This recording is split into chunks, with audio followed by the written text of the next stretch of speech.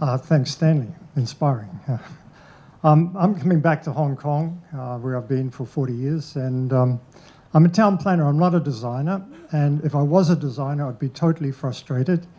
I have spent a lot of time working with designers. They come up with brilliant schemes that never get off the drawing board, never get out to the public, and never get implemented. There's a process which I'd call dumbing down of design. You start with something really good, and you finish up with something which can probably get approved if you're lucky, and it may get used. I'm going to talk about two areas of public design, which I've been involved in by assisting NGOs.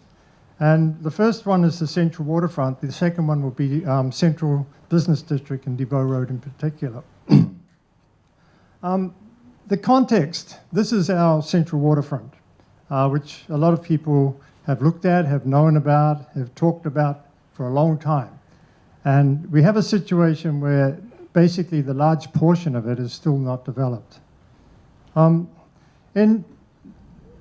2007, Designing Hong Kong carried out this international design competition. And it was in parallel with the government process of doing a design for the waterfront. And Designing Hong Kong set out a criteria, gave information for the design context, and they had a prize of $1 million. And they got 82 entries from throughout the world, and only 27 were from Hong Kong. And when these entries came in, there was an opening where they put all of these on public display. And it was opened by Miss Carrie Lam, who was Secretary of Development at the time.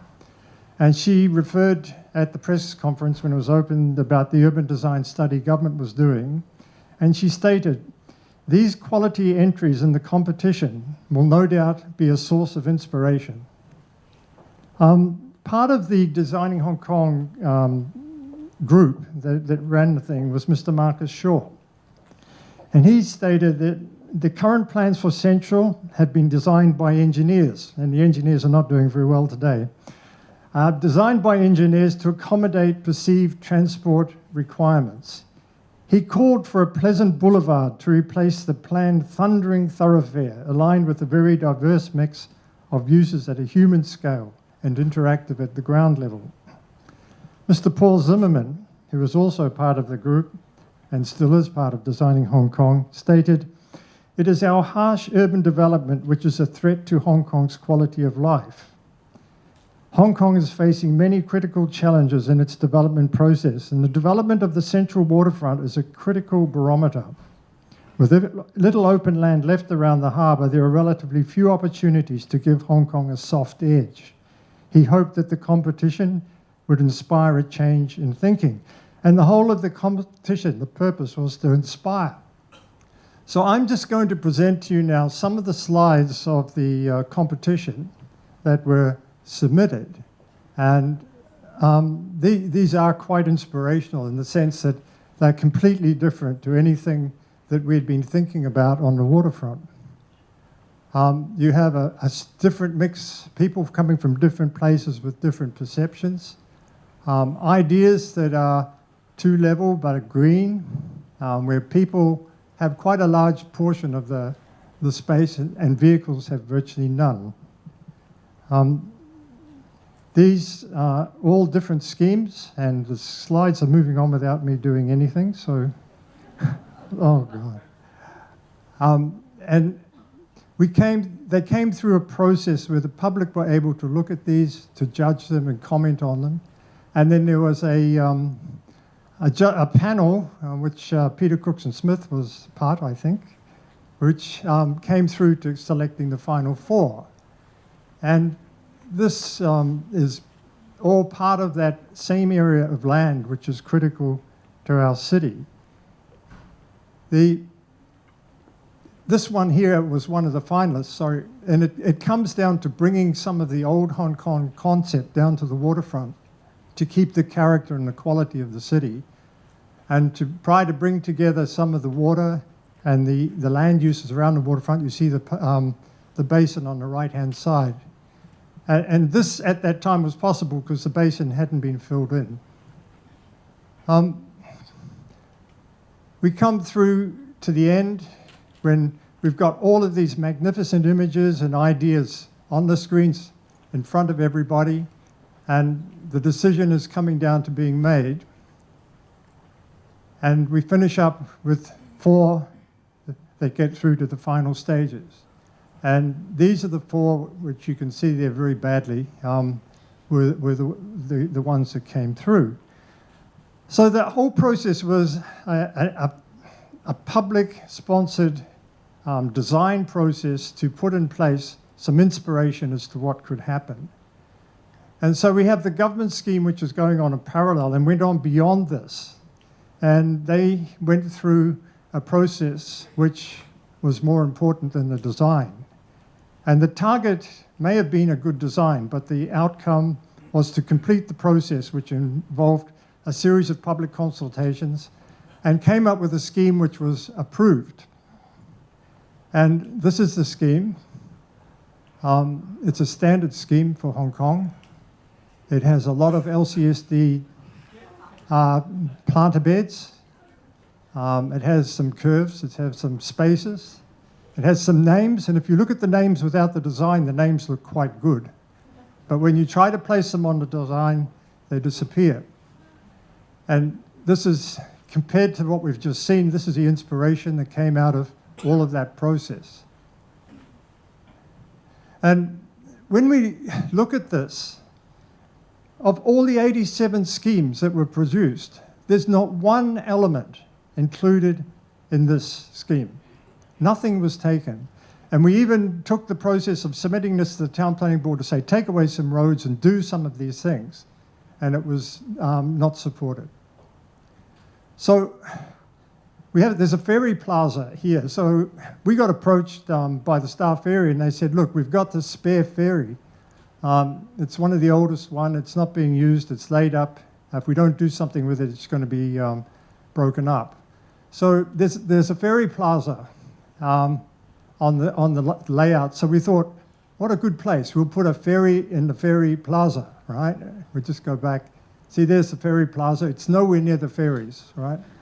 So we thought, okay, let's put a ferry in the plaza. So because if you leave the boat on the water, it's just going to, on the sea, it's just going to deteriorate. It has to be licensed and all the rest of it. So this was the idea. We create a cafe, bar, kitchen, restaurant, a little bit of an exhibition centre, and it becomes a focal point at the back of Piers 9 and 10.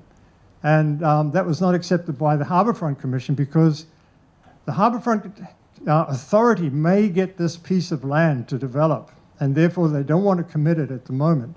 So there is no approval for implementing anything. Even the government scheme is not being implemented. So we have a no design solution which has been there for about 5 years or so. And maybe the no design solution is the best solution, because we have here an adaptive space. It can be used for anything, wine and dine, right? We've got the Ferris wheels, we've got all sorts of events taking part in the event space. And there's no design. It's just fitting on this vacant land, which part of it's coming back from a construction project. And this is what we've got left. And if you look on the right-hand side, you'll see Mark has failed miserably in terms of his boulevard. He's got this 4-lane highway, 5 lanes in places, dividing the city from the waterfront. And even though we all submitted all sorts of schemes regarding how this could be landscaped and made into a boulevard, there are no trees along this boulevard that are going to be of any significance. In fact, I'm told they're deliberately planted species which will not create leaves dropping onto the road, right? So we have a problem with that significant part of our waterfront. How are we going to design it? How are we going to use it? Is it better not to be designed? Is it better to have adapted spaces that can be used for all sorts of things that the community will want as time changes? But I think if we went back to the government scheme, we'd finish up with spaces that are planted with planters but are not useful or usable for anyone. I don't know any person who likes the government scheme. And even the designers who were involved in the process were completely frustrated at the end of it and just wanted to finish their contract. So I'm moving now into Central District. in our CBD. In 2003, the Institute of Planners decided they wanted to do something to encourage better urban design. So we set up a group at which I was the convener, and we came up with a scheme of pedestrianising Devoe Road Central and keeping the trams. And we came back, that was 2003, we got to the stage where Transport Department were ready to do it, but no one would give them policy support to do it. So we came back in 2013 when the new chief executive wanted to say, what can we do with our central city? Now we're getting all these railways and road infrastructure in. And so we changed it slightly. We got a different group of people involved. They're all 10 years younger than the ones that did it in 2003, though Peter and I are still involved in it. And so we had a younger look at it. And this is one of the things that was a driver, is that it's a heavily polluted area. And there's no health reason why anyone should go there. So we looked at all the reasons for the urban design and the enhancement. And you see the area that we're looking at, it's from Pettus Street through to Western Market. And the idea is we reduce the amount of traffic on Devoe Road, but we keep the north-south roads going. We have to have circulation of traffic. As part of this, the financial market area is the most heavily polluted area in Hong Kong, and it is the area with the worst public facilities and pedestrian space. So our young designers and young planners group came up with this theme. We should have a grass tramway as integrating all the areas along the space, and there's plenty of examples elsewhere. And then they looked at, you know, what are the elements that we could put in to this area, which is the financial market. And you can see what's on the screen there. It's going as high-tech as possible to support the banking and financial industry. And this is the worst polluted part of Hong Kong's CBD, which is Hong Kong, Asia's world city. This is our image of before, and this is our image of after. We have a series of these. If you go further towards the west, you have this very hard image again, and this is it. So we have these images that we put up, and there's a lot of discussion on what images should we do, what image should represent the 2013 scheme. And you put these images in front of a diverse group of people and you get different reactions. And the first one that we get from one group of green people is fantastic. And the one you get from the business people is, how does my boss get his car there, right? And then we go back to the central market, which is another of my favorites. But we're on the right direction now as to how this can be integrated into the pedestrian system. It's the main pedestrian link between the north-south and the east-west, and a lot of things could happen there. So we've got this very hard situation here, which could be softened off and become a public space with events and things happening on the street. And we go towards the Western Market where the uses are more diverse, and you can see what we're sort of, the Young Planners Group are putting forward with all these street tables and everything. And of course, you show an image like that to Transport Department, and they say a footpath is for walking on, a road is for driving on, you don't eat on them, right? And it's just like a red flag to a bull. So when we're putting them up, for some people, they see this as fantastic. For other people, they say it's not possible. If you look at the bottom right-hand image, the tram passing through the Market Street in North Point, this has been happening for decades, but it's not possible in Central because people will be hit by trams, and we have to have railings and so on to prevent them. So, you know, the perception, this is what Western Market looks like now, and if you look in the centre of that, the area that is, it's a vent building, it's been covered up and it's got an arch on it. That is the only real improvement we got out of the 2003 scheme. And now we still come back with a different proposal, and it looks like they borrowed something from Macau in terms of the paving on this one. So this is the situation that we have, and you go to take it through the government process, and they say it's not possible because we cannot take vehicles out of this road. But we have a scheme. It's not just a design scheme, it's a road and traffic management scheme. And of course, their problem is if you move a bus stop 50 meters, someone's going to complain. If you stop vehicles going to into a particular area of the street, a doctor's going to complain. But the community benefits are all listed in front of you. And one of the things that came out of this one, because we'd done the air quality study, it was the improvement to public health. And basically it means that if you're standing in the financial district, some of you are going to die early, all right? So we could get rid of that, and you could have a longer life if we managed to get rid of the air pollution.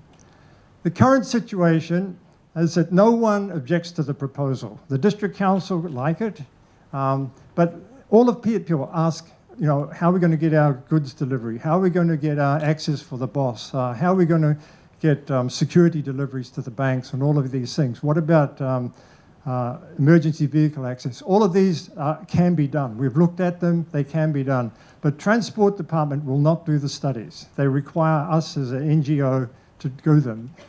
We've got informal policy support. We've met with just about everyone in government, but no one will say yes to it. It must be shown to work in traffic terms. So we're trying to establish with Transport Department some quick wins. And this is a plan that they put up to the District Council saying we can improve pedestrian junctions and crossings. We might be able to add an additional pedestrian crossing. And the issue really is you go from the big image to what you really want to achieve, and you come down to what is actually possible. And this is what's possible. We're pushing them to do more. If we look at the community side of it, what we've done is we've got a group of NGOs who are now more activist related than the HKIUD, Hong Kong IP. And they're looking at forums and surveys and a process of public engagement. And the big one is the event planned on the street, the Car Free Day, which is planned for a Sunday in autumn. We've got about 24 event spaces. We're going to close the whole of DeVoe Road. And for one day, we're going to prove to everyone it can work. The best proof of all, though, was Occupy Central. And I was just over the moon when I heard they're going to occupy Central and stop all the cars coming in. But unfortunately, they occupied Admiralty, so it didn't really work. But there were days when there were no vehicles coming down DeVoe Road Central. And if any of you were there at the time and you managed to walk along it, the transition from being a horrible place to being a really nice place was very noticeable. So, you know, what's the conclusion for this? I think it's more about persuading people. The design doesn't really matter. You know, you give a nice design, it offends someone. You give a detour one, it offends other people. So the designs sort of become irrelevant for these two areas. But the problem is, I don't know how we're going to solve the Central Waterfront one. There's no context for taking that forward with enthusiasm and with sort of some vibrancy that has come from anything that's been done in the past. Thank you.